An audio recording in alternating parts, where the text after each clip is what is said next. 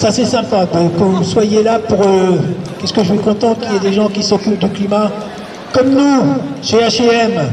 Chez H&M, on est quand même une marque qui se préoccupe particulièrement du climat.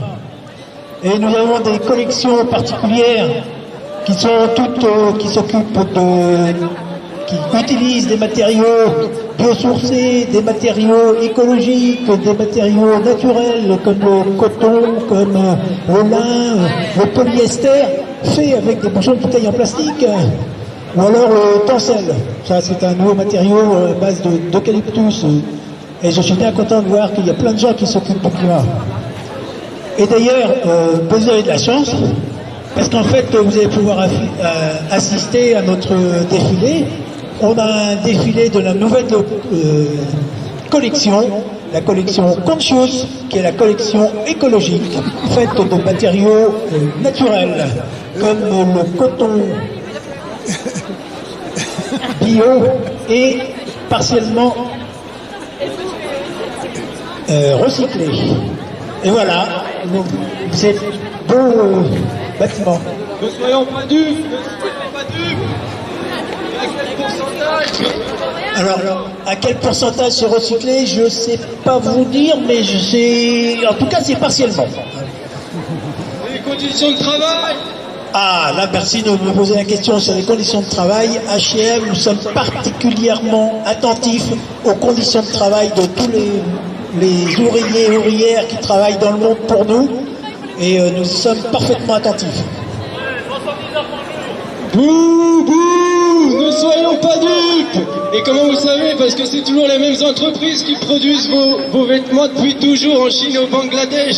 Et les Ouïghours que vous employez, comment vous êtes sûr qu'ils sont bien traités? Non, on y fait très attention. On y fait très attention et toujours. Ne soyons pas dupes, ne soyons pas dupes. Mais bon, mais surtout, on va aussi une autre collection, notre nouvelle collection Loop Close. C'est la collection de l'économie circulaire.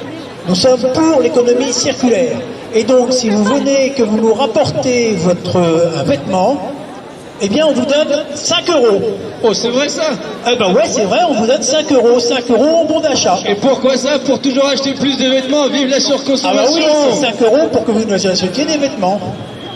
C'est une honte. Nous, au CCFD, nous dénonçons cette image que H&M se veut exemplaire sur cette compensation carbone. Ils font tout ce qu'il faut pour compenser leurs émissions carbone, sauf que c'est pas la solution. Aujourd'hui, ce qu'il faut, c'est une meilleure consommation, pas une surconsommation. Quand on sait qu'H&M, ils sont capables de brûler 4 milliards de dollars d'invendus pour passer à la collection suivante, c'est un scandale. Et les 7300 litres qui sont utilisés pour produire un jean, 7300 litres d'eau, ils sont définitivement consommés. C'est ça qu'on dénonce, la compensation carbone. Et une des techniques, c'est la plantation d'arbres. Mais pour planter des arbres, il faut quoi? Il faut des terres. Et les terres, on en a besoin pour se nourrir. Et la spéculation sur les terres, ça va détruire les populations qui sont déjà les plus pauvres. C'est ça qu'on dénonce, cette surconsommation au lieu d'une meilleure consommation. Bon bah, je m'en vais. Ne soyons pas dupes, ne soyons pas dupes. La compensation, c'est du bidon. Ce qu'on veut, c'est 0 émission. La compensation, c'est du...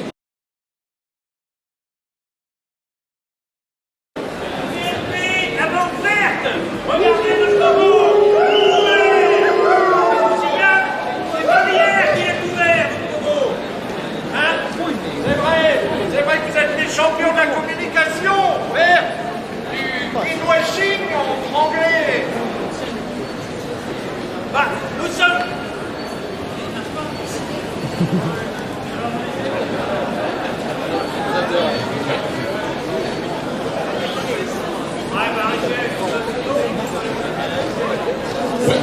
Ouais, c'est mieux.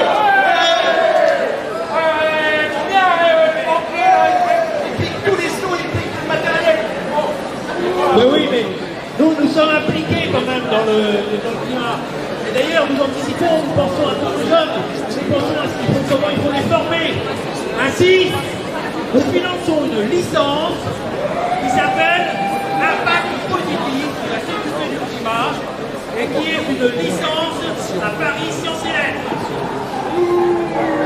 Ouais, mais est-ce que vous n'avez pas exigé 50% des postes dans le comité de suite, Mais alors, hein, vous contrôlez l'entraînement supérieur. De quoi avez-vous peur? Que les chercheurs ne trouvent pas ce que vous voulez, ou pire, qu'ils trouvent une solution contraire à vos intérêts? Êtes-vous vraiment préoccupé par le climat? Oui.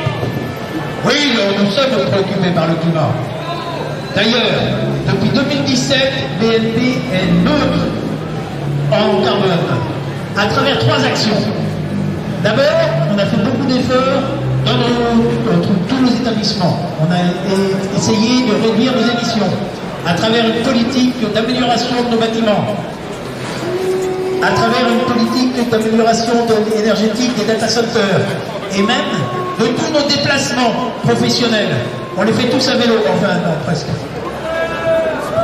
Oui, d'accord, mais hein, ça c'est la réduction interne, mais c'est qu'une infime partie de l'impact écologique, un impact énergétique, et c'est surtout la conséquence des financements que vous accordez qui est dramatique.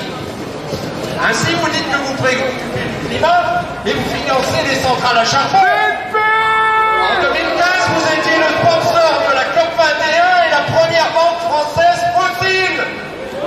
Et la 5e au niveau international. Et vous soutenez 9 fois plus les énergies fossiles que les énergies renouvelables. Messieurs les banquiers, toutes les banques ont une responsabilité dans les choix stratégiques pour diminuer les émissions de CO2. Et c'est ce que notre président disait en 2019. Il nous faut nous mettre en cohérence avec nos actions. Ce souci de cohérence, c'est de s'arrêter de financer les projets à l'extérieur, des projets d'infrastructures carbonées.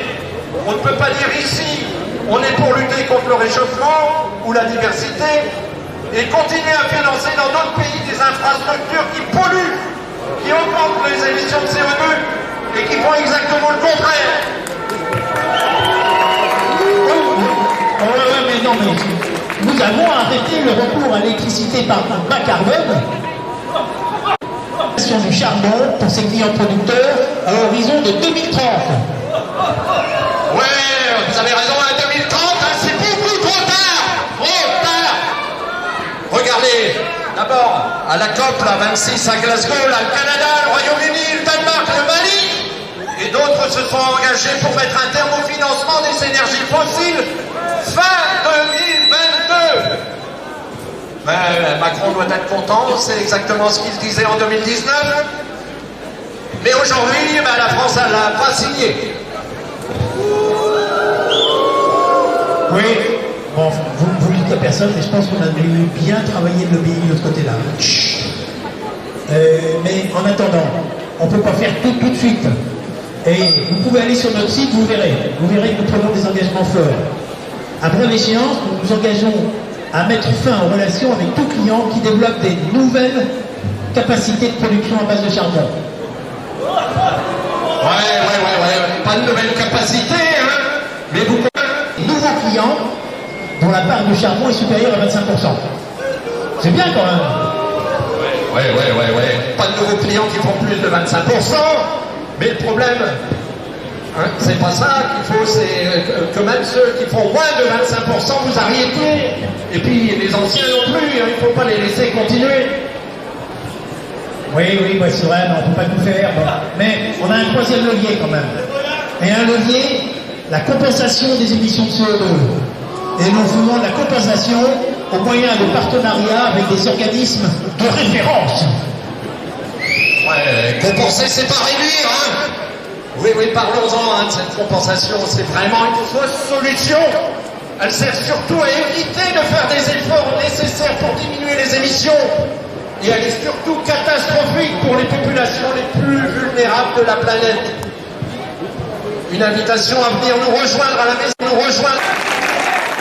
À 17h, la maison des associations.